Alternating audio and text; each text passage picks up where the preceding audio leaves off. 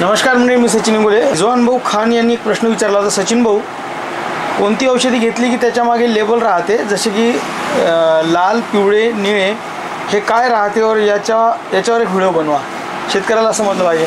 तर मंडळी आज म्हणून मी एक कृषी केंद्रात आलेलो, माझ्या मागे बरेचसे औषधं लावलेले तुम्ही पाहू शकता।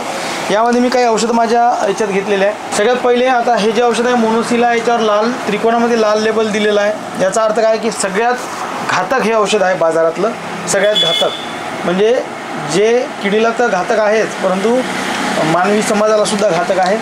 त्यानंतर त्यापेक्षा कमी विषारी म्हणजेच 2 नंबरचं पिवळं लेबल।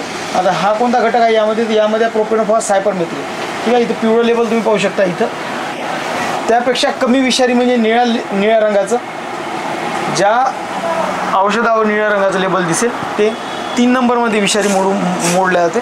आणि सगळ्यात कमी विषारी म्हणजे हिरव्या रंगाचं, जे तुमच्या मधमाशीला सुद्धा मारत नाही।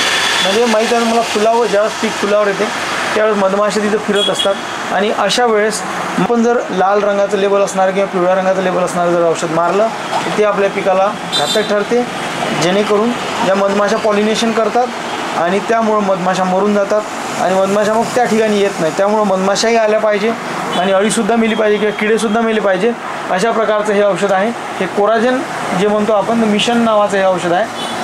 क्लोराईड निलिप्रोल नावाचा घटक याच्यात आहे आणि हिरव्या रंगाचं लेबल आहे। मग तुम्ही म्हणाला असे कीटकनाशक बाजारात येत नाही का, कारण हे तर अळीनाशक झालं, तर असे कीटकनाशकसुद्धा बाजारात येतात। अशाच पद्धतीचे बुरशीनाशकसुद्धा बाजारात येतात आणि त्याच पद्धतीचे वेगवेगळे औषधं बाजारात येतात, जे पिकालाही घातक नाही होत आणि पर्यावरणाला घातक ठरत नाही आणि पिकाला त्याचा जास्त फायदा होतो। हे गोष्ट सगळ्यात पहिले लक्षात घ्या। मधमाशी मेली नाही म्हणजे तुमची जास्त फुलं, याचं पॉलिनेशन जास्त मोठ्या प्रमाणात होईल आणि तेवढा फायदा आपल्या पिकाला होईल, फुलं फळं जास्त लागतील।